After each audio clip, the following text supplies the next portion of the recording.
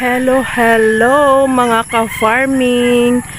Welcome to Antonio Di Charlie Farm. For today's video guys ay ipapakita ko sa inyo ang bago naming taniman ng sitaw. Ito guys, may yung mga tataniman lang na lines ang nililinisan kasi wala kaming ngayon. Hindi makaararo. So, mas madali guys na ganito. Dito ako sa kabila. So, ayan guys. Yung line na natataniman ng sitaw, yun na lang ang lilinisan guys. Para mas madali ang trabaho. So, ayan. Matagal tong naging tiwangwang guys dahil pinalagpas muna yung tagbaha. Dahil mas mabubulok lang kung nakapagtanim kami. Lalo nung dinaanan tayo ng bagyo ay binaha dito. So ngayon guys, ayan, ready na. Talagang pang December yung tanim. Kasi alanganin din. Kung nakapagtanim kami, di nasayang lang. Gaya nung nauna kong mga tanim na 2 times na nasira. So ayan guys, binaklas lang yung damo. Then yung mga damo guys ay nilalagay ni Papa dun sa ginagawa naming bagong daanan para hindi madulas kasi putik yung lupa dito guys, oh. Sandy clay loam. So pag inuulan madulas. So yun ang ginagawang daanan. Yung mga damo guys na binaklas, yun ang nilalagay dito, oh, para tumaas din yung daanan. Hindi tayo maglalakad sa tubig or sa putik pag panahon ng tag-ulan. Ang taas naman yata. Ayan. Ayan guys. So pag dito ka dumaan, bababa na lang yan. Ipaplat na lang ito guys. So dito tayo sa kabilang side. Ayun ang aking bahay, oh. Ang aking bahay kubo.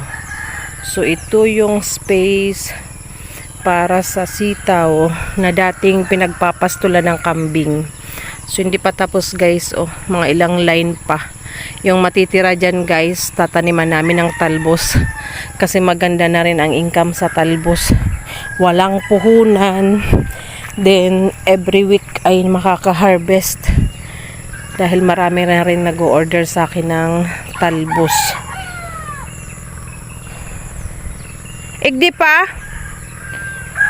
Huna ako gibuhon mong dalan. Huna ako gibuhon mong dalan. Di masiko ka na? Ning? Bakong puro dahon? Ay pansamantala. Ano patungan mong ano? Papalahan sa patunganan. Kaya tinatambak muna guys. Kasi lalagyan muna para mataas yung daanan katulad dun sa kabila, oh.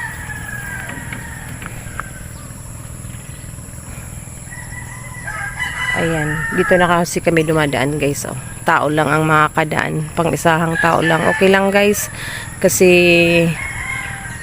wala namang kaming yung ko ngayon, yung baboy ay EI na ang yung inahin EI na, hindi na barako, kaya okay lang, hindi na hassle kung maliit man yung daanan. So ayan, kahapon pa to ni Papa pinahakot mga binaklas niyang damo. So 3 days na siya guys, mano-mano lang kasi to at ginagawa niya lang to guys sa oras na wala siyang trabaho. So maaga nagpakain na siya ng mga baboy, naglipat ng mga kambing. Tapos ito na, after niya mag-almusal, ito na yung exercise niya guys, libangan niya na yan. Hanggang maubos niya yan, saka lang yan titigil. And kung hindi mainit guys, ayan, tutuloy niya pala yan baklasin. Ayaw niya yung nakaupo lang. Mas marami nga ang trabaho niya kaysa sa akin. So, pero takot naman kasi ako guys, magkikilos pag yung ulan kasi madulas nga yung lupa dito sa amin. Ayan po. Kung mapapansin nyo, Sunday claylom. Lalo dito, oh. Dito ka madudulas, eh. So, delikado rin na madulas, lalo nagkakaedad na. Katulad sa akin, may fracture ang aking kaliwang tuhod. So, ayan. Ito ang vlog natin for today. Ang land preparation para sa panibagong sitaw. So hindi mawawala sa amin ang sitaw, guys, kasi ang sitaw, kahit sitaw lang ang tanim, ay mga kabuhay ng pamilya, guys. Masusurvive ang mga pangailangan dahil every 2 days or 3 days nag-harvest. And sa ngayon, mahal ang sitaw. Kahit bumagsak man ang presyo, guys, halimbawa umabot siya ng 40, dinadala pa rin namin yan sa bagsakan, lalo maramihan. Pero pag yung wholesale price na kuha sa amin ay 20 na lang per kilo, kami na ang naglalako, guys, kasi napapadubli pa namin yung presyo. Doon yung dating sitaw namin, guys, oh. Ipakita ko. Ito yung dating sitaw na binaha ni Christine at hinagupit ni Pipito. Nakatayo pa siya, guys, pero hindi na magbunga dahil nga nabugbog. So ito na siya. Ito ang pwesto ng dating sitaw. O diba? Ayan, sayang, nasira lang. Ay, hindi ako abante. Ayan, guys, damuhan kasi dito na naman ililipat yung mga kambing. Ganon ang buhay namin dito sa farm, guys. Ayan, maganda na naman yan para sa kambing kasi bagong damo yan. Panibagong damo kasi minsan yung kambing mapili din, eh. Sa isang araw, iba-ibang klase ng dahon or iba-ibang klaseng damo dapat ang kanilang kinakain. So, ayan. Aayusin na naman yung bakod dito kasi yung lumang bakod dito, guys, tinanggal ni Papa, idinugtong doon, kaya doon, guys, sarado na yan lahat mula dito buong palibot, guys, sa kapalibot ng aking bahay. Kahit isang compound ito ay nakabakod-bakod at nakabakod din ng maayos ang aking bahay. Ito, guys, magpapalagay ulit ako ng bakod, bibili na naman ng hagwire para yung kambing, guys, ay wala, ano lang, buwelo lang, buhi, kung sa Bicol ay buhi. Hindi na kailangan ipastol. So, ayan. Kasi kung hindi yan, guys, babakudan, tingnan nyo naman ang aking bagong tanim na nyug. Ang ganda na, ang taba. Tanim pala ni Kuya Kiano. Naka-intercrop siya dito sa mga kalamansi at nag-intercrop na rin tayo ng iba pang mga tanim. So, ayan, balik tayo dito sa sitawan. So, ayan. Dito yan, guys, sa harap ng aming bahay. Yung aming taniman dito, doon sa kabila, sa taas, at dito. So, yung bahay ay nasa gitna ng taniman. And, ayan. Dito ko yung hinarvest yung saging nung isang araw. At ito naman yung next natin i-harvest. Hindi ko na muna ipakita. Kasi another vlog yan. Pero sinilip ko lang, guys, kasi baka maunahan naman tayo ng ibon. Yan ay naka-reserve na. Naka-reserve na pati. Ayan. So, ayan ang buhay dito sa farm, guys. Bihira nga ako makalabas ng kalsada.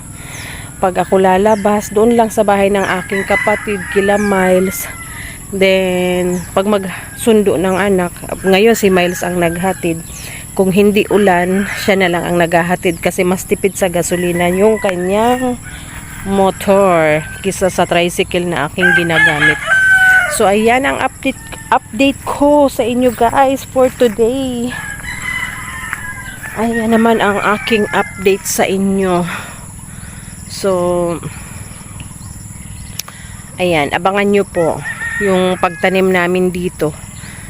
So, si Miles ang mamumuhunan sa sitaw, sa seeds. And kami naman sa manpower.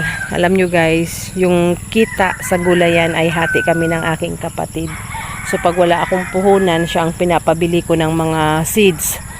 And pag harvest, siya rin mag-deliver, hati kami sa pera. Ganon. Ako naman yung mag-harvest, ako naman yung bahala na dito sa farm. Tulong na kami ni Papa. Minsan si Mama nandito. Pero kadalasan nandun si Mama sa tindahan ng aking kapatid. So ayan ang chika ko for today guys. Thank you sa walang sawang panunood at pagsuporta po sa aking munting bahay. Salamat ng marami. See you again next time. Bye-bye.